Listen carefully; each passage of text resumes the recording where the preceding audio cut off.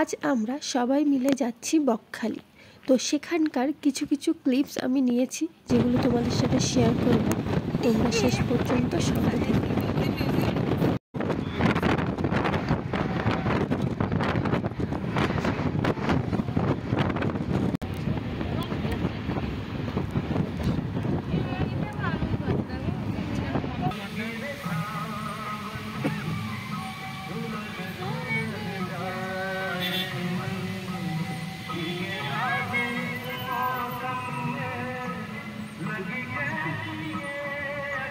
ওয়েদারটা খুব সুন্দর ছিল, বৃষ্টি হচ্ছিল, আর আমার শরীরটা একটু খারাপ ছিল, প্রচণ্ড ঠান্ডা লেগেছিল। ঠিক 10টার সময় আমরা এখানে নেমে হিং কচুরি আর ঘুগনি খেয়েছিলাম।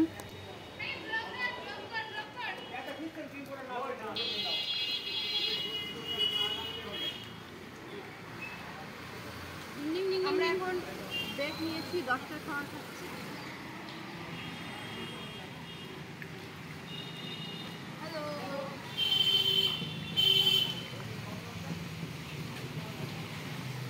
খাওয়া শেষ করে আমরা বেরিয়ে পড়লাম বকখালির উদ্দেশ্যে।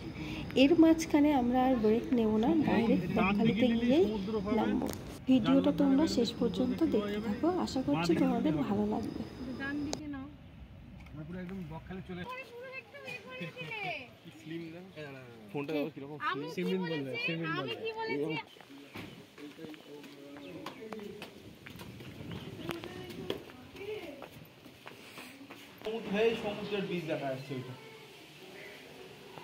তোমরা দেখতেই পেলে আমরা চেক ইন করলাম, হোটেলের মধ্যে চলে এসেছি।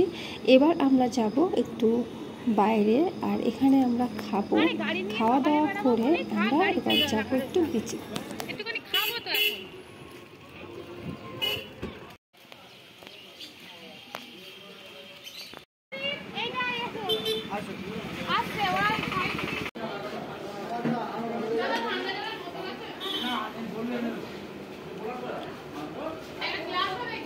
এখন ঠিক 3টে বাজে। এর মধ্যে আমরা খেয়ে নিয়েছি মাছ ভাত, আর তারপর সবাই একটু আইসক্রিম খেলো, পানি কিনলাম, তারপর আমরা সমুদ্রের তীরে চলে গেলাম। এখানে এত সুন্দর বালিঝড় হচ্ছে, দেখে খুব ভালো লাগছে। আর চারিদিকে দোকান আছে। তোমরা কে কে বকখালিতে এসেছো আমাকে কমেন্ট করে অবশ্যই জানিও। কার কার দীঘার থেকে বকখালি ভালো লেগেছে সেটাও আমাকে কমেন্টে জানিও। আর যদি তোমরা আমার কথা জানতে চাও তাহলে বলবো বকখালি অন্যরকম, দীঘাও অন্যরকম। আমার কাছে দুটোই সুন্দর, তবে তুলনামূলক যেহেতু একটা কথা আছে, সেহেতু আমার কাছে বকখালিটাই ভালো লাগছে। কারণ বকখালিতে ভিড় কম, আর খুব ভিড় এলাকা আমার অতটা পছন্দ নয়।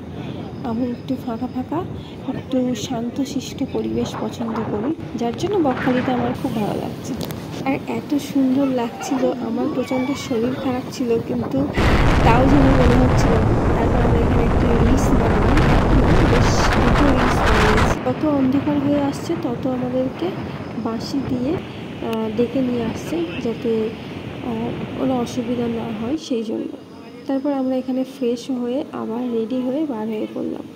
রেডি হয়ে আমরা একটু যাব বাজারের দিকে, কিছু কেনাকাটা করব আর খাবার ব্যবস্থা করব।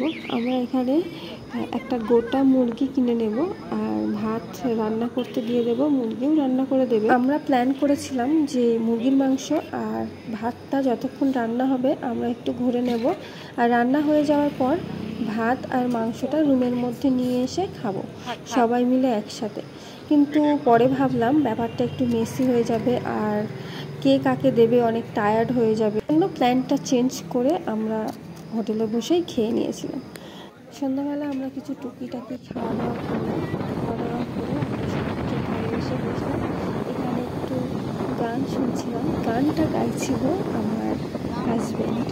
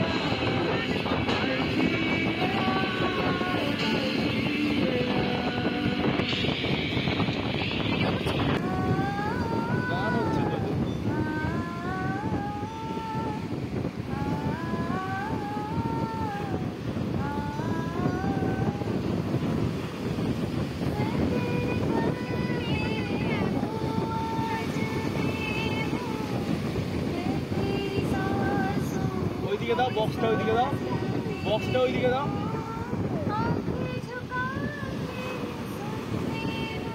তোমরা দেখতেই পেলে আমার ভাগ্নিও গান গাইলো, আর ওর গানের গলাটা খুব সুন্দর, আমার হাজব্যান্ডের গানের গলাটাও খুব সুন্দর, আমার দুজনের গলাই ভালো লাগে।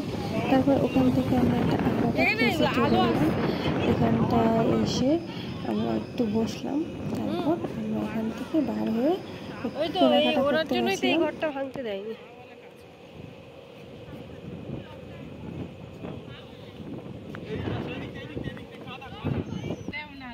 আরো খারাপ নিয়েছিল তোর আব্বু 18 টাকা দিয়ে। আমি এখানে আসুন, এখানে দেখো কি সুন্দর মেলা টেলা সেগুলো হয়েছে, একটু ভালো একটু লাগে এখানে। হ্যাঁ, তার আবার সিঁড়ি